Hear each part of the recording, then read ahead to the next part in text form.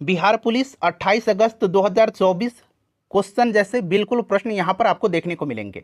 और जैसे आप जानते हैं कि बिहार पुलिस का जो एग्जाम होता चला रहा है 7 अगस्त के दिन, 11 अगस्त के दिन, 18 अगस्त के दिन, 21 अगस्त के दिन और 25 अगस्त 2024 को उस सभी परीक्षा में जिस प्रकार के प्रश्न पूछे गए थे, जिस लेवल के प्रश्न पूछे गए थे, वैसे ही पूरे 100 प्रश्नों को यहाँ पर हम देखने वाले हैं।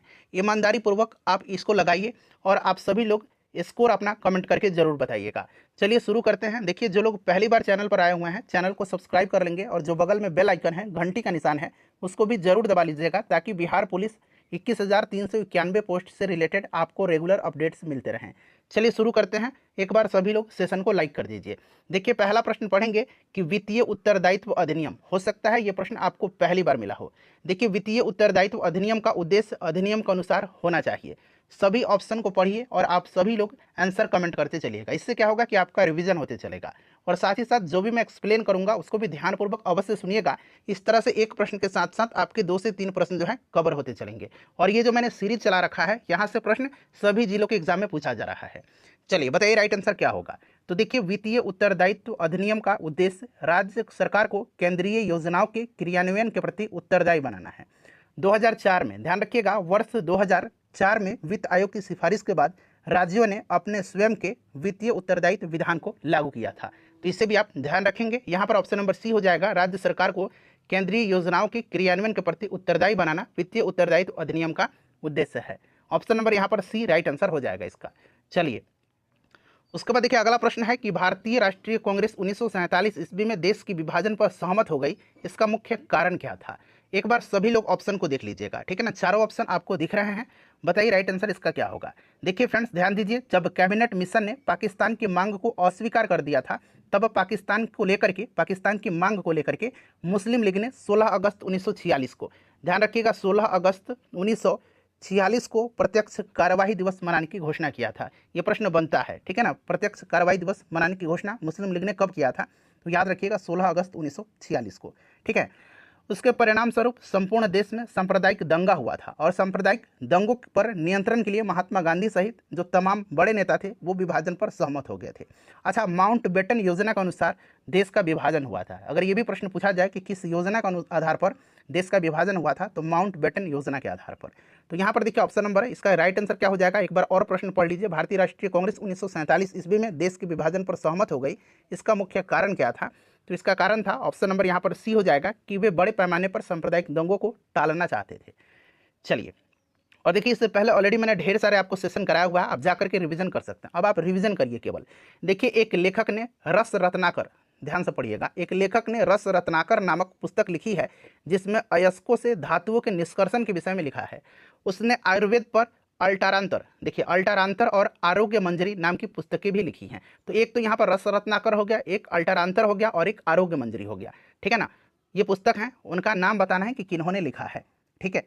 तो राइट आंसर इसका क्या होगा फ्रेंड्स। देखिए, ये नागार्जुन है। कौन है, नागार्जुन है, ध्यान रखिएगा, नागार्जुन है, ठीक है। काफ़ी इंपॉर्टेंट है, इसको आप जरूर ध्यान रखिएगा। चलिए, उसके बाद नेक्स्ट क्वेश्चन है कि एक अंतर्राष्ट्रीय बाजार में किसी मुद्रा का मूल्य निर्धारित होता है। चारों ऑप्शन आपको दिख रहे हैं। एक अंतर्राष्ट्रीय बाजार में किसी मुद्रा का मूल्य निर्धारित होता है, बताइए। तो देखिए, किसी देश की मुद्रा पूरी तरह इसकी मांग एवं आपूर्ति पर निर्भर करती है। देखिए, दरअसल हर देश के पास दूसरे देशों की मुद्रा का भंडार होता है जिससे वो लेन देन यानी कि सौदा यानी कि आयात निर्यात करते हैं। और विदेशी मुद्रा भंडार के घटने और बढ़ने से ही उस देश की मुद्रा पर असर भी पड़ता है। सदस्य देश की आर्थिक संभावना शक्ति के द्वारा मुद्रा की कीमत निर्धारित करती है, तो संबंध देश की आर्थिक संभावना शक्ति के द्वारा, ठीक है ना। ऑप्शन नंबर यहाँ पर डी राइट आंसर इसका हो जाएगा, ठीक है ना। चलिए, भारत के शिक्षित मध्यम वर्ग ने, अब 1857 की क्रांति के विषय में यहाँ पर ऑप्शन दिया गया है।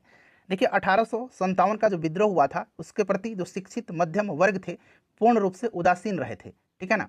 तो यहाँ पर इसका राइट आंसर क्या होगा, तो बताइए करेक्ट आंसर क्या होगा। तो 1857 की क्रांति में तटस्थ रहे थे, उदासीन रहे थे, ठीक है। चलिए, उसके बाद देखिए अगला प्रश्न है हमारा कि विभिन्न औद्योगिक फर्में निम्नलिखित में से किसके अधीन सजातीय माल का उत्पादन करते हैं, बताइए राइट आंसर इसका क्या हो जाएगा। तो यहाँ पर देखिए करेक्ट आंसर जो हो जाएगा पूर्ण प्रतियोगिता के अधीन, ठीक है ना, पूर्ण प्रतियोगिता के अधीन, ठीक है। इस चीज़ को आप ध्यान रखिएगा। चलिए फ्रेंड्स, इसी तरह का प्रश्न आपके एग्जाम में भी देखने को मिलेंगे। पूरा इसको 100 प्रश्न है, लगाइए और अपना स्कोर बताइए। देखिए, भारत में क्षेत्रफल की दृष्टि से कौन सा सबसे बड़ा संसदीय निर्वाचन क्षेत्र है।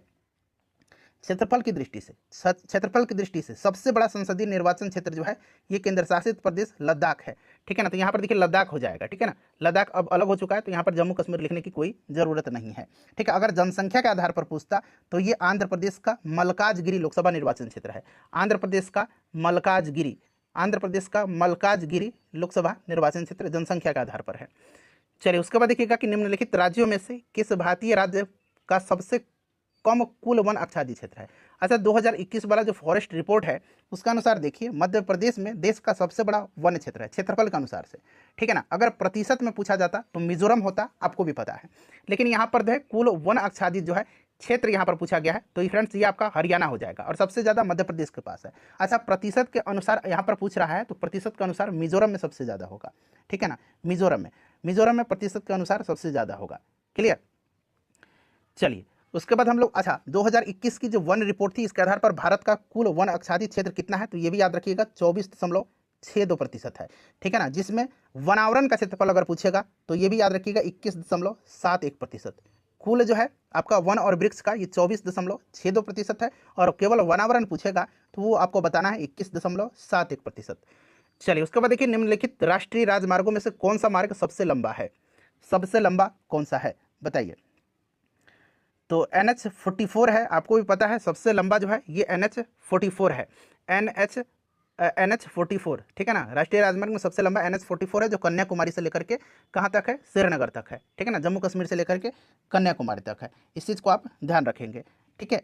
चलिए ये तो मैंने आपको ओवरऑल बता दिया कि सबसे लंबा है। निम्नलिखित राजमार्गों में से अगर इसमें से अगर आपको चुनना होगा तो आप बताएंगे NH6 है, ठीक है ना। NH6 इनमें से ऑप्शन से जो कलकत्ता से लेकर के गुजरात के, मैंने कलकत्ता पश्चिम बंगाल से लेकर के गुजरात के हजीरा को जोड़ता है, ठीक है ना। चलिए उसके बाद देखिएगा कि सन 1919 में पंजाब में हुए क्रूर अत्याचारों के विरुद्ध स्वरूप ब्रिटिश सरकार से प्राप्त सर की उपाधि जिसने लौटा दी थी उस प्रसिद्ध भारतीय व्यक्ति का नाम बताइए। सर की उपाधि किसने लौटा दिया था, तो जालियांवाला बाग हत्याकांड 13 अप्रैल 1919 को हुआ था, ये डेट सहित आपको याद रखना है, ठीक है ना फ्रेंड्स। और ये किस पर्व के दिन हुआ था, तो बैसाखी के दिन हुआ था, ठीक है ना, बैसाखी के दिन हुआ था, ये भी आप याद रखिएगा। जालियांवाला बाग अमृतसर में है, ठीक है। इन्होंने लौटा दिया था किसने, तो ये रविंद्रनाथ टैगोर जी ने लौटा दिया था, ठीक है। चलिए उसके बाद देखिएगा कि भारतीय संविधान के संबंध में निम्न में से कौन सा युग्म सुमेलित नहीं है। सुमेलित नहीं पूछा गया है, ध्यान से पढ़िएगा, ठीक है। सुमेलित नहीं पूछा गया है यहाँ पर, तो यहाँ पर देखिएगा स्टॉक एक्सचेंज जो है ये समवर्ती सूची दिया गया है जो कि सुमेलित नहीं है। स्टॉक एक्सचेंज, बीमा, बैंकिंग, दूरसंचार, ये सब जो आता है ये संघ सूची में आता है, तो ये समवर्ती सूची में नहीं आएगा, तो option number B right answer हो जाएगा, ठीक है। बाकी सही दिया गया है, बाकी आप लोग देख सकते हैं। चलिए उसके बाद देखिएगा कि एक खगोलीय इकाई औसतन बराबर होती है, एक खगोलीय इकाई औसतन बराबर होती है, बताइए राइट आंसर इसका क्या होगा, तो ये होगा पृथ्वी और सूर्य की दूरी के, ठीक है ना। ध्यान रखिएगा खगोलीय इकाई पृथ्वी से सूर्य की दूरी पर आधारित है, ठीक है। चलिए उसके बाद नेक्स्ट क्वेश्चन है कि आर्थिक सर्वे जो है ये किसके द्वारा प्रकाशित किया जाता है। इसी तरह का प्रश्न बिहार पुलिस में पूछा जा रहा है। आर्थिक सर्वे जो है प्रति वर्ष पेश किया जाता है, आपको भी पता है, ठीक है ना। बताइए राइट आंसर इसका क्या हो जाएगा। और केंद्रीय मंत्री जो है आपको भी पता है कि संसद में ये प्रस्तुत करते हैं। यहाँ पर करेक्ट आंसर जो होगा फ्रेंड्स वो आपका ऑप्शन नंबर ए हो जाएगा, केंद्रीय वित्त मंत्री, ठीक है ना, केंद्रीय वित्त मंत्री। चलिए उसके बाद नेक्स्ट क्वेश्चन है कि Netaji Subhash international institute of sports कहाँ पर है। Netaji Subhash national institute of sports कहाँ पर स्थित है, मतलब जैसे जैसे हम आगे बढ़ेंगे फ्रेंड्स प्रश्न आपको अच्छे लेवल के मिलते जाएंगे।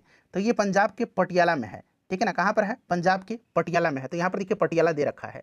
चलिए उसके बाद पूछा गया कि 2 या अधिक राज्यों एवं संघीय प्रदेश यानी कि केंद्र शासित प्रदेश के लिए एक समान उच्च न्यायालय की स्थापना की जा सकती है, बताइए किसके द्वारा की जा सकती है। राइट आंसर क्या हो जाएगा, तो देखिए जो आर्टिकल 231 है ना, इसके आधार पर 2 या अधिक राज्यों के लिए एक साझे उच्च न्यायालय की स्थापना की जा सकती है, जिसके लिए संसद विधि बना करके साझा उच्च न्यायालय का गठन कर सकता है, ठीक है ना। वर्तमान में अगर देश में उच्च न्यायालय की संख्या पूछेगा तो 25 है, इसे आप ध्यान रखेंगे, ठीक है फ्रेंड्स, इसको आप ध्यान रखेंगे। चलिए तो यहाँ पर राइट आंसर इसका क्या होगा, बताइए ऑप्शन नंबर बी हो जाएगा, संसद द्वारा कानून बना करके। चलिए नेक्स्ट क्वेश्चन हमारा कि निम्नलिखित में से कौन भारत की संविधान निर्मात्री सभा में संवैधानिक सलाहकार थे। संविधान सभा से प्रश्न बन रहा है, ठीक है ना।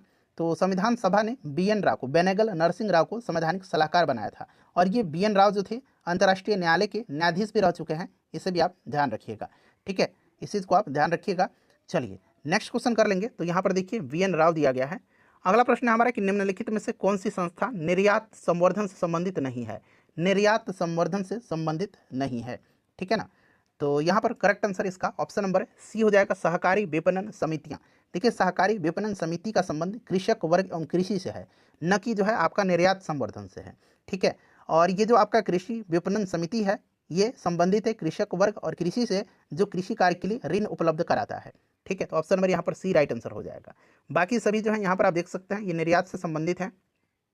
भारत में वह राज्य जहाँ केवल 3 से 4 माह तक शुष्क मौसम रहता है, ये कौन सा राज्य है बताइए। राइट आंसर क्या हो जाएगा, 3 से 4 माह तक शुष्क रहता है वहाँ पर मौसम, बताइए।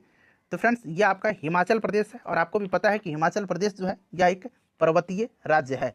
ठीक है ना, चलिए उसके बाद नेक्स्ट क्वेश्चन कर लेंगे। अगला हमारा प्रश्न है कि किसके परिणाम स्वरूप 5वीं शताब्दी ईस्वी में गुप्त साम्राज्य का पतन हुआ था। गुप्त साम्राज्य का पतन, तो आपको पता है कि भारत पर हुन आक्रमण उस समय हुए थे, और मैंने कल ही बताया था कि स्कंदगुप्त ने हुनों के आक्रमण को असफल किया था। स्कंदगुप्त ने हुनों को पराजित कर दिया था, लेकिन इसके बाद जो स्कंदगुप्त के बाद जो उत्तराधिकारी आए थे वो जो है बारंबार हुन आक्रमण के परिणाम स्वरूप ये हारते रहे, और जिसके कारण इनका पतन हो गया। ठीक है ना, तो यहाँ पर राइट आंसर आपका हुन आक्रमण से।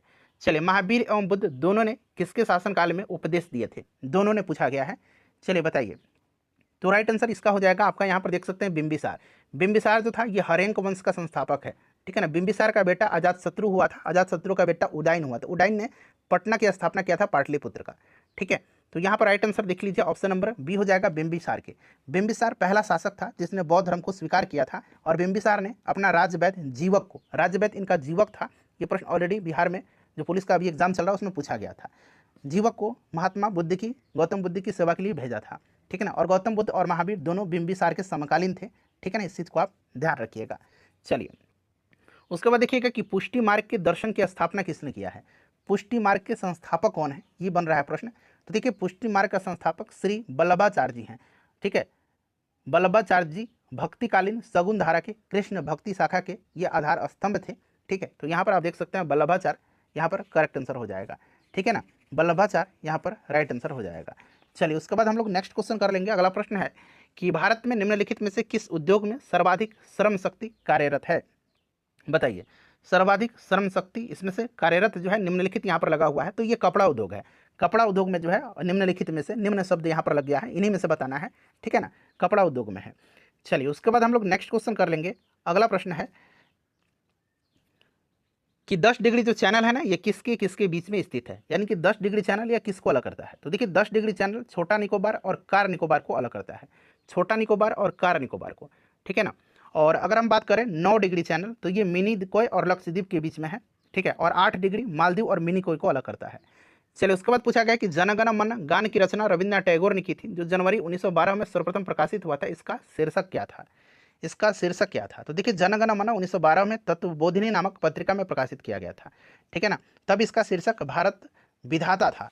ठीक है ना, तो यहाँ पर इसका राइट आंसर क्या होगा, करेक्ट आंसर ऑप्शन नंबर यहाँ पर देख सकते हैं ये हो जाएगा। ठीक है ना, तत्वबोधिनी में जो है तत्वबोधिनी नामक पत्रिका में प्रकाशित हुआ था, और इसका शीर्षक भारत विधाता था। ठीक है, चलिए कोलकाता अधिवेशन 1911 में पहली बार इसको गाया गया था, इसे भी आप ध्यान रखेंगे। और 24 जनवरी 1950 को इसे राष्ट्रगान घोषित किया गया था, 24 जनवरी 1950 को। चलिए उसके बाद देखिएगा कि दांडी मार्च के दौरान प्रसिद्ध गान रघुपति राघव राजा राम का संगीतकार किसको जाना जाता है, बताइए राइट आंसर क्या हो जाएगा। तो श्री लक्ष्मणाचार्य द्वारा रचित रघुपति राघव राजा राम पतित पावन सीताराम, इस भजन का संगीत दिगंबर विष्णु पलुस्कर के द्वारा तैयार किया गया है। ठीक है ना, और ये महात्मा गांधी का सबसे प्रिय भजन था, याद रखिएगा। चलिए तो यहाँ पर राइट आंसर हो जाएगा ऑप्शन नंबर सी। चलिए उसके बाद नेक्स्ट क्वेश्चन है कि नरम दल और गरम दल के बीच मतभेद भारतीय राष्ट्रीय कांग्रेस के किस सम्मेलन में हुआ था। तो आपको भी पता है कि नरम दल और गरम दल में मतभेद हुआ था स्वदेशी आंदोलन को चलाने के तरीकों को लेकर के, और विभाजन हो गया था दोनों दलों में 1907 में जो सूरत अधिवेशन हुआ था, जिसको सूरत फूट भी कहा जाता है। क्लियर। चलिए उसके बाद हम लोग नेक्स्ट क्वेश्चन करेंगे कि किस शासक ने गया के निकट बराबर की पहाड़ियों में आजीविकों के लिए गुफाओं का निर्माण करवाया था। कल ही पूछा गया था कि बराबर की जो पहाड़ियाँ उसमें कितनी पहाड़ियाँ हैं, कितनी गुफाएं, 4 हैं। ठीक है ना, कल ये प्रश्न बना था। तो यहाँ पर देखिए अशोक ने जो है गया के निकट जो जिला था जहानाबाद जो है, वहाँ पर बराबर की पहाड़ियों में आजीवक संप्रदाय के लिए 4 झोंपड़ी, ठीक है ना, मतलब आपके यहाँ पर देख सकते हैं सुदामा, कर्ण चौपार, विश्व झोंपड़ी और लोमस ऋषि की गुफा का निर्माण करवाया था। ठीक है, तो यहाँ पर राइट आंसर क्या हो जाएगा इसका, बता दीजिए करेक्ट आंसर। तो देखिए करेक्ट आंसर यहाँ पर अशोक हो जाएगा। ठीक है, और बाद में जो है दशरथ ने भी करवाया था। चलिए उसके बाद नेक्स्ट क्वेश्चन कर लेंगे। अगला प्रश्न है हमारा कि बिहार के किस स्थान से मौर्य काल में बने जैन तीर्थंकरों की प्रतिमा प्राप्त हुई है। बिहार से संबंधित प्रश्न बन रहे हैं। तो ये प्राप्त हुआ पटना के लोहानीपुर से, ठीक है ना, पटना के लोहानीपुर से जो है प्राप्त हुआ है, ठीक है, इस चीज़ को आप ध्यान रख सकते हैं। चलिए उसके बाद देखिएगा कि दूध की शुद्धता मापने के लिए किस यंत्र का उपयोग किया जाता है। तो दूध की शुद्धता, अच्छा वायुयान की ऊंचाई पूछा गया था, ठीक है ना, विमान की ऊंचाई किससे मापा जाता है, तो अल्टीमीटर से, ये प्रश्न बन गया है। यहाँ पर लैक्टोमीटर से दूध की शुद्धता मापा जाता है, ठीक है, इस चीज़ को आप ध्यान रखिएगा। चलिए उसके बाद, अच्छा ये दूध का जो शुद्धता मापा जाता है, यह विशिष्ट गुरुत्व के सिद्धांत पर कार्य करता है। भेड़ के एंथ्रेक्स जो होता है बीमारी, ये किसके कारण होता है। भेड़ में जो एंथ्रेक्स होता है ये आपके बैक्टीरिया के कारण होता है, ठीक है ना, बैक्टीरिया के कारण होता है, और इसका नाम है बेसिलस एंथ्रेसिस नामक बैक्टीरिया।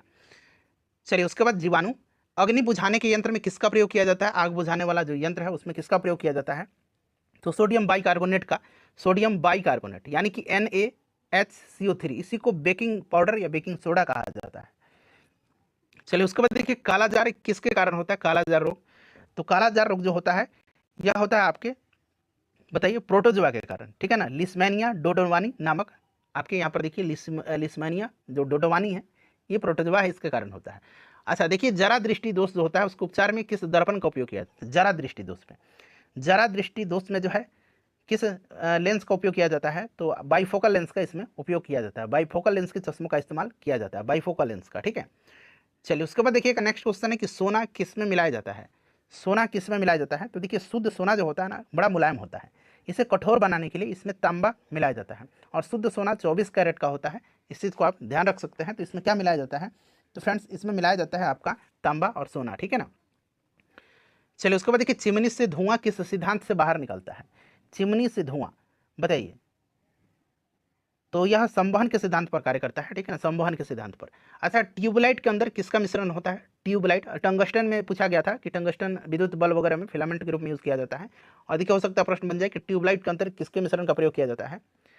तो देखिए फ्लोरोसेंट जो ट्यूबलाइट्स है ना उसमें निष्क्रिय गैस मरकरी वेपर और आर्गन मिश्रित रूप में भरी जाती है, मरकरी वेपर और आर्गन, ठीक है ना।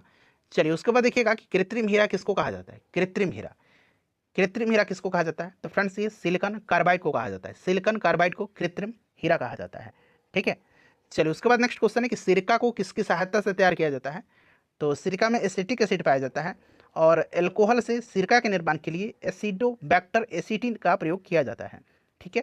तो यहाँ पर देखिए एसिडोबैक्टर एसिटी यहाँ पर राइट आंसर हो जाएगा। उसके बाद देखिए पूछा गया है कि किस तरंग का प्रयोग रक्तविहीन सर्जिकल ऑपरेशन के लिए किया जाता है, ठीक है, रक्तविहीन सर्जिकल ऑपरेशन के लिए, तो ये अल्ट्रासोनिक तरंग है, ठीक है ना, अल्ट्रासोनिक। तो यहाँ पर राइट आंसर क्या हो जाएगा बताइए, करेक्ट आंसर क्या हो जाएगा, 39 का ऑप्शन नंबर ए हो जाएगा, ठीक है। चलिए उसके बाद हम लोग अल्ट्रासोनिक रहेगा तो ज़्यादा, जैसे कि इंफ्रासोनिक है, यहाँ पर सुपरसोनिक है, उसी तरह से अगर यहाँ पर बना लीजिए आप, ठीक है ना, अल्ट्रासोनिक अनुप्रस्थ तरंग है, इसलिए यहाँ पर अनुप्रस्थ भी दे दिया गया है। देखिए 4 अंकीय सबसे बड़ी संख्या ज्ञात करना है जो 12, 15 और 18 से पूर्ण विभाज्य है, ठीक है। तो यहाँ पर क्या करिए आप, सबसे पहले तो इनका आप लॉसा निकाल लीजिए, 12, 15 और 18 का, मैं हिंट देता हूँ आप लोग बनाइए। तो देखिए ये लॉसा निकल के 180 आएगा, ठीक है, और 4 अंकों की सबसे बड़ी संख्या आपको पता है 4 × 9 होगा यहाँ पर, और उसमें से अब आपको करना क्या है कि अब इसको 180 से भाग कर देना है, ठीक है। तो 180 से जब भाग कर देंगे तो यहाँ पर शेष फल 99 आएगा, और यही 99 जो है अब आपको जो आपका 999 है उसमें से 99 माइनस कर देना है, तो 0, 0, 9 और 9 आ जाएगा, ठीक है। तो ऑप्शन नंबर यहाँ पर ए राइट आंसर हो जाएगा। चलिए दिखा रहा है कि चक्रवृद्धि ब्याज पर 2 वर्ष में 480 रुपये और 3 वर्ष में 552 रुपये हो जाती है। ब्याज की वार्षिक दर प्रतिशत आपको ज्ञात करना है। तो ये आप बनाइएगा, 2 समीकरण बनेगा यहाँ पर, ठीक है ना, एक 480 रुपये वाला और 520 रुपये वाला, ठीक है। फॉर्मूला आपको पता है क्या होगा, P × 1+R/100 का पावर n होगा, और यहाँ पर रेट 8, ये वाला 8.1/3 निकल के आएगा। चलिए एक संख्या और उसके वर्ग का योगफल 240 है। मान लीजिए संख्या x है और उसके वर्ग का योगफल 240 है। अब ये आप निकालिएगा, ठीक है ना, इसको सॉल्व करिएगा तो ये आंसर आपका निकल करके आ जाएगा, ठीक है। चलिए बहुत ही आसान है। अब यहाँ पर देखिएगा 15 और प्लस 15 का स्क्वायर कर दीजिए, 240 जाएगा ना, तो 15, 15 225 होगा, और 225 में 15 जोड़िएगा 240 आ जाएगा, ठीक है ना। तो यानी कि x + x square equal to कितना आ जाएगा, 15 + 15 का स्क्वायर, यानी कि इजीली है x = 15 ही है, तो x = 15 हो जाएगा। थोड़ा सा दिमाग लगाना था यहाँ पे। निम्नलिखित भिन्नों में से सबसे बड़ा भिन्न कौन सा, तो ये आप निकालिए, ठीक है ना, कौन सा भिन्न है इसमें सबसे बड़ा, तो इसको आप लोग निकाल लीजिएगा, ठीक है ना, भाग करके देख लीजिए सबसे बड़ा इसमें से आपका कौन सा भिन्न होगा। तो ये आपका 13/14 इसमें से सबसे बड़ा है। चलिए उसके बाद देख लीजिएगा यहाँ पर राइट आंसर क्या हो जाएगा इसको सॉल्व करने के बाद। यहाँ पर 9 इसका राइट आंसर होगा। उसके बाद चलिए उसके बाद कह रहा है कि एक घड़ी है 20% की हानि पर 320 रुपये में बेचा गया है। ठीक है, यानी कि 320 रुपये में बेचा गया है, हानि कितना है तो 20% का, यानी कि यहाँ पर 80 हो जाएगा। ठीक है ना, फॉर्मूला आपको पता है ना। चलिए तो 0 से 0 कट जाएगा यहाँ पर, तो 8 का 32, यानी कि 400 रुपये उसका क्रय मूल्य आ गया। ठीक है, अब कह रहा है कि 20% लाभ प्राप्त करने के लिए घड़ी का विक्रय मूल्य, तो सिंपल सा क्वेश्चन है, 20% लाभ प्राप्त करने के लिए आपको यहाँ पर करना क्या है, तो 400 गुना 120 हो जाएगा। 20% का लाभ है, 100 + 20/100 हो जाएगा। तो ये 0 से आपका 0 कट जाएगा, 120 गुना 4 हो जाएगा, तो 0, 4 दूना 8 और 1 4 का 4, 480 होना चाहिए ना। ठीक है, तो 480 ही आना चाहिए। तो यहाँ पर अगर हम 25% बनाएंगे ना, तो ये आपका हो जाएगा 125 गुना 4, 125, क्योंकि यहाँ पर 125 गुना 4 हो जाएगा। ठीक है, तो 5 का 20, 4 दूना 8 है, तो 10 और 4 1 4 5, 500 रुपये आ जाएंगे। यहाँ 25% बना लीजिए, क्योंकि बुक में यहाँ पर मिसप्रिंट हुआ है शायद, तो ये 25% पर सॉल्व किया गया है यहाँ पर, तो 500 रुपये आ जाएगा। और आप 20% पर भी निकाल सकते हैं, कोई इशू नहीं है। चलिए उसके बाद इसका जो राइट आंसर हो जाएगा 46 का, वो मैं आपको बता देता हूँ, आपका ऑप्शन नंबर डी हो जाएगा। चलिए इसको सॉल्व करिएगा, इसका भी करेक्ट आंसर आपका निकल के आ जाएगा 2.5। उसके बाद देखिए, स्टॉकहोम वाटर पुरस्कार जीतने वाले किस भारतीय को भारत का वाटरमैन कहा जाता है। यानी कि सिंपल सा बात है, भारत का वाटरमैन किसको कहा जाता है, भारत का टाइगरमैन कैलाश श्रृंखला को कहा जाता है, और भारत का वाटरमैन कहा जाता है डॉक्टर राजेंद्र सिंह को। ठीक है, चलिए उसके बाद नेक्स्ट क्वेश्चन हमारा है कि भारत के किस वर्तमान राज्य में आदि शंकराचार्य का जन्म हुआ था। तो इनका जन्म जो है केरल राज्य के कलाड़ी गांव में हुआ था, आदि शंकराचार्य का, तो केरल हो जाएगा। उसके बाद देखिए, नौलखा पैलेस एक पूछा गया है कि किस राज्य में स्थित एक धरोहर स्थल है, नौलखा पैलेस। ठीक है, नौलखा पैलेस जो है ये बिहार में मधुबनी के पास जो है स्थित है, इसको याद रखिएगा, इंपॉर्टेंट है। और इस महल का निर्माण जो है दरभंगा के महाराज रामेश्वर सिंह ने करवाया था, इस चीज़ को आप याद रखिएगा। देखिए पुस्तक लाइफ डिवाइन के लेखक कौन है, लाइफ डिवाइन लिखा है किसने, तो अरविंद घोष ने लिखा है, याद रखिएगा। चलिए उसके बाद देखिएगा कि डक्कन ट्रैप के निर्माण में प्रमुख योगदान किसका है, डक्कन ट्रैप के, तो डक्कन ट्रैप के निर्माण में सबसे प्रमुख योगदान लावा का है। ठीक है ना, लावा का है। ठीक है, लावा का है। डक्कन ट्रैप की चट्टानें बेसाल्ट प्रकृति की चट्टान है, और यह महाराष्ट्र के अधिकांश भाग में, फिर गुजरात में और मध्य प्रदेश में पाई जाती हैं। सोना किस राज्य में मिलता है, तो सिंपल सा है, कर्नाटक में। ठीक है ना, मैंने अभी आपको बताया भी था। 1987 में विश्व जूनियर शतरंज चैंपियनशिप जीतने वाले पहले भारतीय और पहले एशियाई कौन बने थे, बड़ा ही इंपॉर्टेंट है। 1987 में विश्व जूनियर शतरंज चैंपियनशिप जीतने वाले पहले भारतीय और पहले आपके एशियाई, ये विश्वनाथन आनंद थे। ठीक है, चलिए उसके बाद देखिएगा कि राष्ट्रीय ग्रामीण स्वास्थ्य मिशन कब शुरू किया गया था, राष्ट्रीय ग्रामीण स्वास्थ्य मिशन को शुरू किया गया था कब, 2005 में इसको शुरू किया गया था। ठीक है ना, 2005 में, याद रखिएगा। चलिए निम्न में से कौन लक्षद्वीप समूह का दक्षिणतम भाग है, लक्षद्वीप समूह का जो दक्षिणतम साउदर मोस्ट जो पार्ट है, ये कौन सा है, तो ये मिनिकोय है। लोसार त्यौहार कहाँ पर मनाया जाता है, लोसार उत्सव काफ़ी इंपॉर्टेंट है, किस जनजाति के लोगों के द्वारा। तो देखिए लोसार जो है ये मनाया जाता है, बताइए राइट आंसर इसका क्या हो जाएगा। लोसार जो है ना ये सिक्किम और असम वगैरह में मनाया जाता है। ठीक है, और ये मनाया जाता है मोनपा जनजाति के द्वारा। ठीक है ना, चलिए उसके बाद देखिए, कौन सा राज्य मधुबनी कला के लिए प्रसिद्ध है, विख्यात है मधुबनी पेंटिंग के लिए, तो मधुबनी पेंटिंग, पटना कलम, पटना जो है पटना कलम एक चित्रकला शैली है, ये सब आपके बिहार हो जाएंगे। दक्षिणी ध्रुव क्या है, दक्षिणी ध्रुव क्या है, बताइए दक्षिणी ध्रुव क्या है। तो दक्षिणी ध्रुव जो है ये आपके अंटार्कटिका में है, और राइट आंसर यहाँ पर क्या हो जाएगा, बताइए करेक्ट आंसर क्या होगा इसका, आंसर कमेंट करिए, इसका राइट आंसर क्या हो जाएगा। तो फ्रेंड्स ये एक महादेश है, दक्षिणी ध्रुव अंटार्कटिका है। ठीक है, निम्नलिखित में से कौन सा आपका भारतीय राष्ट्रीय राजनीतिक दल 1885 में स्थापित सबसे पुराना दल है जिसने कई बार विभाजन का सामना किया है। तो 1885 में आपको नहीं पता है कि किसका आपका ये इंडियन नेशनल कांग्रेस की स्थापना हुआ था। ठीक है ना, आपको भी पता है ये होम ने किया था। चलिए, भारतीय राष्ट्रीय कांग्रेस का, INC का। चलिए उसके बाद नेक्स्ट क्वेश्चन देखिएगा, कोणार्क मंदिर कहाँ पर है, कोणार्क का सूर्य मंदिर। ठीक है, ये कहाँ पर है, ब्लैक पैगोडा भी इसको कहा जाता है, और यह उड़ीसा में है। ठीक है, उड़ीसा राइट आंसर हो जाएगा। लिंगराज मंदिर भी यहीं पर है। ज्ञानपीठ पुरस्कार किसके लिए दिया जाता है, तो ज्ञानपीठ पुरस्कार दिया जाता है किसके लिए, साहित्य के क्षेत्र में, साहित्य के क्षेत्र में 1965 में जो है यह पहली बार दिया गया था। ठीक है, चलिए उसके बाद देखिएगा साहित्य राइट आंसर हो जाएगा। चलिए उसके बाद देखिएगा कि निम्नलिखित में से कौन सी नदी अरब सागर में जाकर के गिरती है, तो अरब सागर में इसमें से कौन सी नदी गिरेगी, तो देखिए बताइए, माही नदी गिरेगी अरब सागर में। ठीक है ना, माही, नर्मदा, ताप्ती, ये सब जाकर के गिरती हैं अरब सागर में। ठीक है, चलिए उसके बाद देखिएगा, और माही नदी के बारे में मैंने बताया ना कि कर्क रेखा को 2 बार काटती है। भारत की एकमात्र ऐसी नदी है यह जो कर्क रेखा को 2 बार काटती है।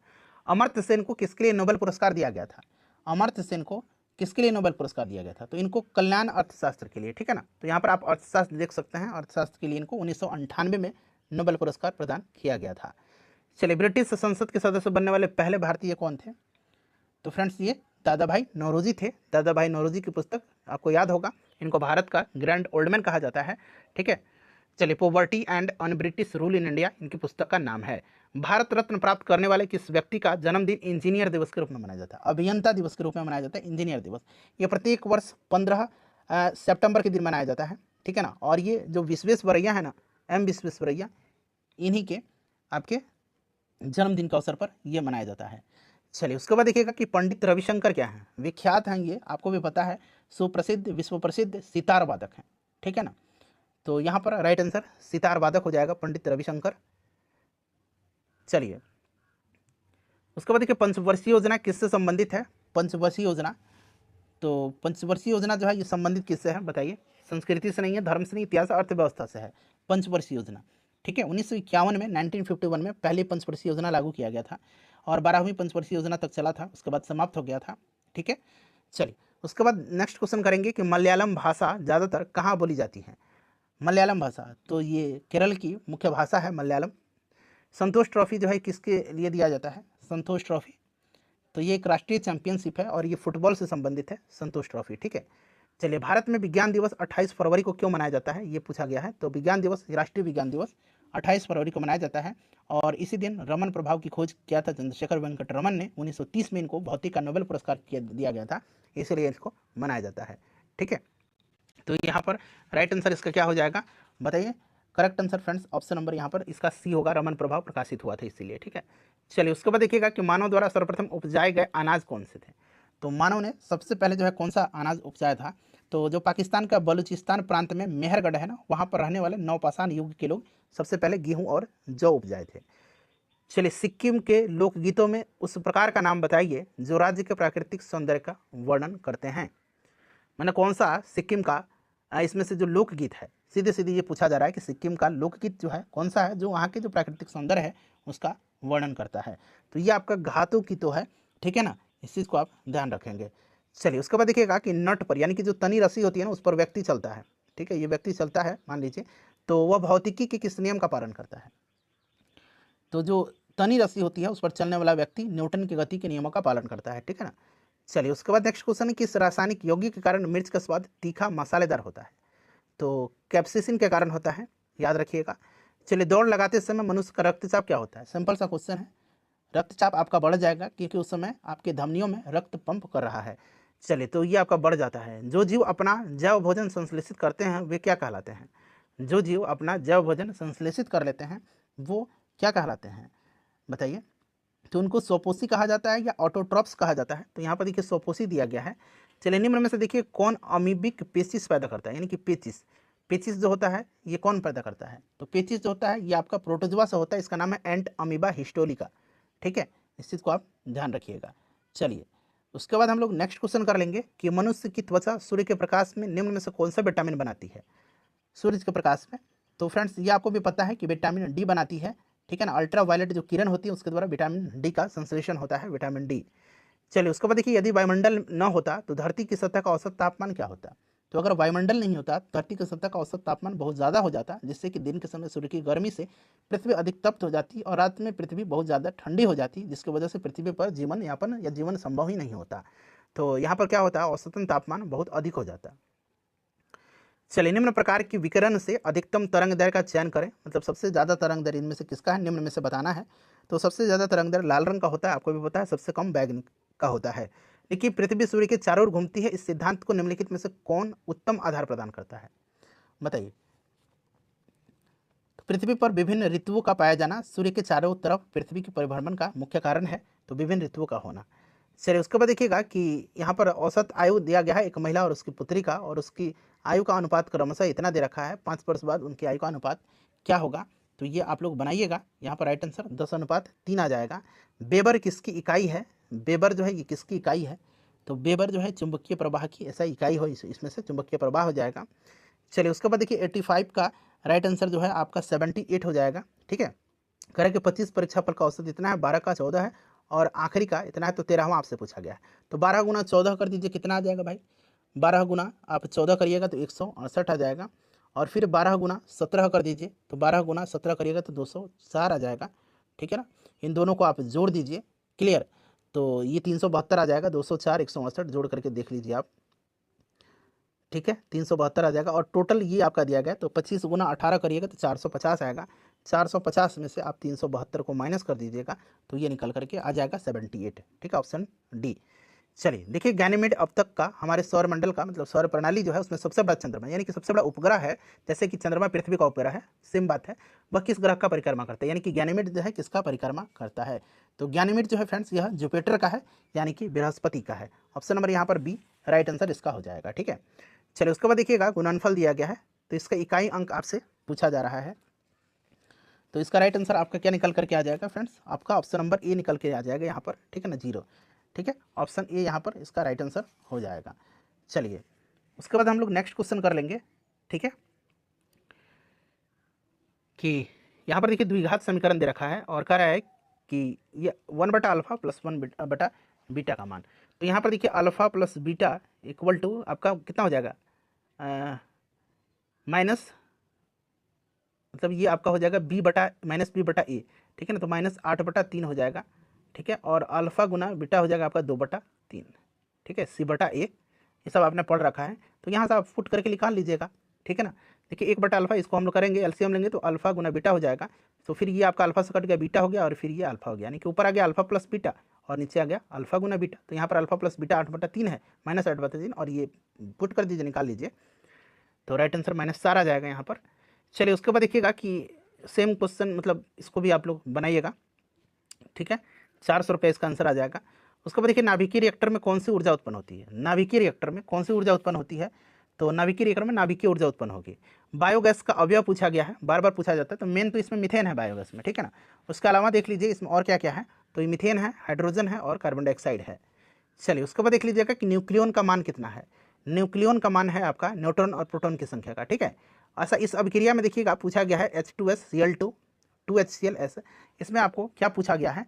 तो इसमें आपसे पूछा जा रहा है ऑप्शन के हिसाब से आपको बताना है। ठीक है ना, तो देखिए यहाँ पर ऑप्शन के हिसाब से बताना। अब आपको पूरा दिख रहा है, चलिए बताइए।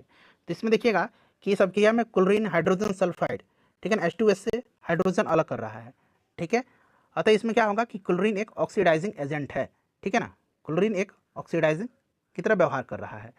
चलिए उसके बाद नेक्स्ट क्वेश्चन है कि नाइट्रोजन गैस में अणु निम्नलिखित आबंध के द्वारा बना होता है। नाइट्रोजन गैस में तो इसमें जो है त्रिबंध के द्वारा या त्रिसहसंयोजक बंध के द्वारा इसमें बंधे होते हैं। ठीक है ना, चलिए उसके बाद देख लीजिएगा इस अभिक्रिया में पूछा गया है कि किसका ऑक्सीकरण हो रहा है इसमें। तो इसमें जो है किसका ऑक्सीकरण होगा? तो इसमें एल्युमिनियम जो है ये आपका ऑक्सीडाइज हो रहा है। कौन सा? एल्युमिनियम जो है इसमें से आपका ऑक्सीडाइज हो रहा है। ठीक है ना, चलिए उसके बाद देख लीजिएगा ये वाला प्रश्न है कि ब्यूटेन और आइसोब्यूटेन क्या है? तो ब्यूटेन और आइसोब्यूटेन ये समावयव हैं। ठीक है ना, तो यहाँ पर आप देख सकते हैं ये क्या है, ऑप्शन नंबर यहाँ पर देख लीजिएगा बी राइट आंसर हो जाएगा। उसके बाद कह रहा है कि एक विलियन जिसका pH 3 दिया गया है, तो उस विलियन में OH जो है माइनस की सांद्रता क्या होगी? तो 10 के पावर यहाँ पर 11 हो जाएगा। उसके बाद देखिए पूछा गया कि एक इलेक्ट्रॉन का भार और आवेश क्या होता है? एक इलेक्ट्रॉन का भार और आवेश, तो देखिए एक इलेक्ट्रॉन का भार और आवेश, तो 1/1838वां प्रोटॉन का भार होगा और ऋण आवेश होगा। ठीक है ना, इलेक्ट्रॉन पर तो ऋण आवेश होता है, ये तो पता है आपको। चलिए ग्रेफाइट का पेंसिल में प्रयोग किया जाता है क्योंकि यह कागज पर चिन्ह अंकित कर सकता है। ठीक है, और ग्रेफाइट तो कार्बन का प्रूफ है ही, लेकिन ये चिन्ह अंकित कर सकता है, इसीलिए इसका उपयोग पेंसिल में किया जाता है। अपना स्कोर बता दीजिए फ्रेंड्स, सेशन को लाइक